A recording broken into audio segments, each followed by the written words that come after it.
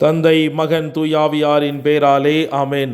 ஆன்ம வழிகாட்டி ஜனவரி மாதம் 22ஆம் தேதி வியாழக்கிழமை. அற்புத குழந்தை இயேசுவை நோக்கிய நமது மன்றாட்டு. இனிய குழந்தை இயேசுவே, உமது குழந்தை பருவத்தின் பேருண்மைகளை வியந்து உம்மை ஆராதிக்கிறேன், உம்மை அன்பு செய்கிறேன், உம்மை மகிமைப்படுத்துகிறேன். என் மீது கொண்ட அன்பால் எனக்காக நீர் ஒரு சிறு குழந்தையாக பிறந்தீர். எனவே உமக்கு நன்றி கூறுகிறேன். அந்த அன்புக்கு பதில் அன்பாக என்னை முழுவதும் உமக்கு கையளித்து காணிக்கையாக்குகிறேன். இப்பொழுதும் என் வாழ்நாள் முழுவதும் திருக்குழந்தை பருவத்தின் புண்ணியங்களை எனக்கு அளிக்குமாறு உம்மை இறைஞ்சி கேட்கிறேன். அன்புள்ள இயேசுவே, உமது தாழ்ச்சியையும் பிறப்பையும் கீழ்ப்படிதலையும் எளிமையையும் எனக்கு தந்தருளும். உம்மை அன்பு செய்யவும் உம்மை பின்பற்றி நடக்கவும் வானகத்தில் உமது தெய்வீகத்தை கண்டுகளிக்கவும் உமது அருள் எனக்கு துணை நிற்பதாக. ஆமென். மார்க் நற்செய்தி 3ஆம் அதிகாரம் 11 முதல் 12 முடிய உள்ள இறை வார்த்தைகள்.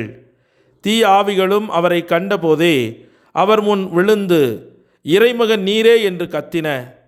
அவரோ தம்மை வெளிப்படுத்த வேண்டாம் என அவற்றிடம் மிக கண்டிப்பாய் சொன்னார். இது கிறிஸ்து வழங்கும் வாழ்வு தரும் நற்செய்தி. கிறிஸ்துவே உமக்கு புகழ். சிந்தனை. கத்தோலிக்க திரு அவையின் ஆணிவேர் நம் ஆண்டவராகிய இயேசுவின் பிரசன்னம் முழுமையாக இருப்பது திவ்ய நற்கருணையே. பிரசன்னம் என்பதிலும் மேலாக இயேசுவே திவ்ய நற்கருணையில் வீற்றிருக்கிறார். நாம் உண்ணுவது நற்கருணை அல்ல, திவ்ய இயேசு கிறிஸ்துவையே. நம் இயேசு தெய்வம் திவ்ய நற்கருணைக்கு எவ்வளவு முக்கியத்துவம் கொடுக்கிறார் பாருங்கள். நமக்காக இந்த வெண் சிறு அப்பத்தில் தன்னையே அடக்கி நமக்காக காத்திருக்கும் அவரை நாம் ஒழுங்காக, முறைமையாக, முழுமையாக கண்டுகொள்கிறோமா? அவரை நேசிக்கிறோமா? அவரை ஆராதிக்கிறோமா? வானினின்று இறங்கி வந்த உயிருள்ள உணவை எப்படி நாம் பெறுகிறோம்? முதலில் தகுந்த ஆன்மீக தயாரிப்பு, 2வது பாவமின்மை, 3வது திருப்பலியில் பங்கேற்கும் விதம், 4வது திவ்ய நற்கருணை வாங்கும் விதம், 5வது வாங்கிய பின் அவருடன் உறவாடுதல், அவரை ஆராதித்தல். அன்பின் தேவ நற்கருணையில் அழியா புகழோடு வாழும் நம் இயேசுவை எப்படி பெறுகிறோம்? மேலே சொன்ன 5இல் நாம் எப்படி அதனை ஆழ்ந்த தயாரிப்போடு பெற்றுக்கொள்கிறோம்?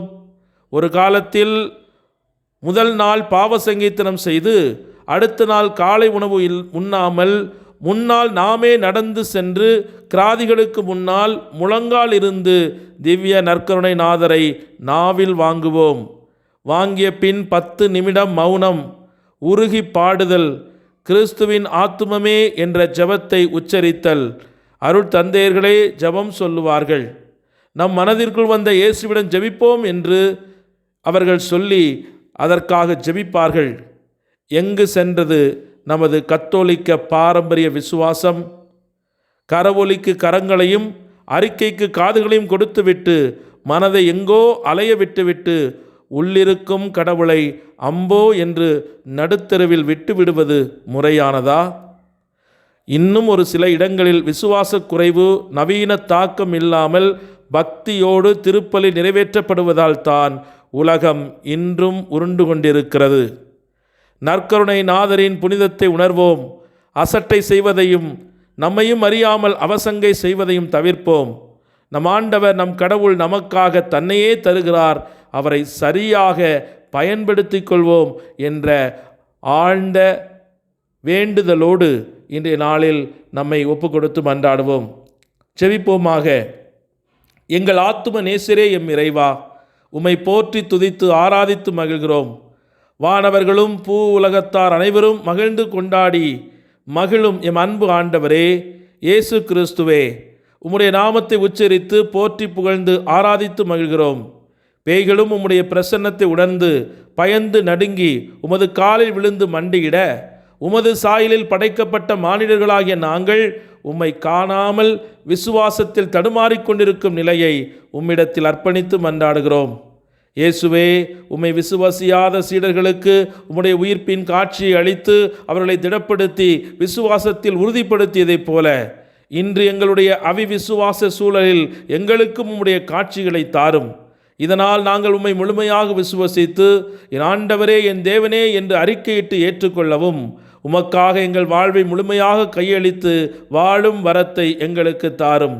வாழ்வில் நாங்கள் சந்திக்கும் போராட்டங்கள் எங்களை மேற்கொள்ளாதபடி உம்மை எங்கள் வாழ்வில் நிரப்பிக்கொள்ள ஆற்றல் தாரும். புயலின் மத்தியில் தத்தளித்து கொண்டிருக்கின்ற படகிலே நீர் பயணித்து அமைதியும் சமாதானத்தையும் கொடுத்ததைப் போல இன்று அமைதியின்றி தவிக்கும் அத்துணை குடும்பங்களுக்கும் நீர் அவருடைய இல்லத்திலே சென்று சக்கேவின் இல்லத்தை ஆசீர்வதித்து இன்று இந்த வீட்டிற்கு மீட்பு உண்டாயிற்று என்று அறிவித்ததைப் போல ஒவ்வொரு மக்களுடைய வீடுகளிலும் சென்று அவர்களுக்கு அமைதியும் மகிழ்ச்சியும் கொடுத்து அவர்களுக்கு சக்கேயு அனுபவித்த அதே விடுதலையின் அனுபவத்தை அவர்கள் பெற்றுக்கொள்ளும்படியாக இன்று ஆசீர்வதிப்பீராக. ஆண்டவரே, பேய்களை நடுநடுங்கச் செய்த உமது நாமத்தை உச்சரித்து இன்று எங்கள் வாழ்வில் தொடர்ந்து வருகிற இருளின் ஆட்சிக்குரிய காரியங்கள், சாத்தானுடைய சோதனைகள், சாத்தானையும் நாங்கள் வெற்றி கொள்ள எங்களுக்கு அருள் தாரும். உம்முடைய நாமம் தருகிற ஆறுதலும் அமைதியும் இன்று ஒவ்வொரு குடும்பங்களுக்கும் நிறைவாய் கிடைக்க வேண்டும் என்று எங்கள் ஆண்டவராகிய கிறிஸ்து வழியாக உம்மை மன்றாடுகிறோம். ஆமேன். எல்லாமல்ல இறைவன், தந்தை, மகன், தூய் ஆவியானவர் உங்கள் அனைவரையும் நிறைவாக ஆசீர்வதித்து புனிதப்படுத்தி வழிநடத்துவாராக. ஆமேன். இயேசுவுக்கே புகழ், இயேசுவுக்கே நன்றி. மரியே வாழ்க. இயேசுவின் இரத்தம் ஜெயம்.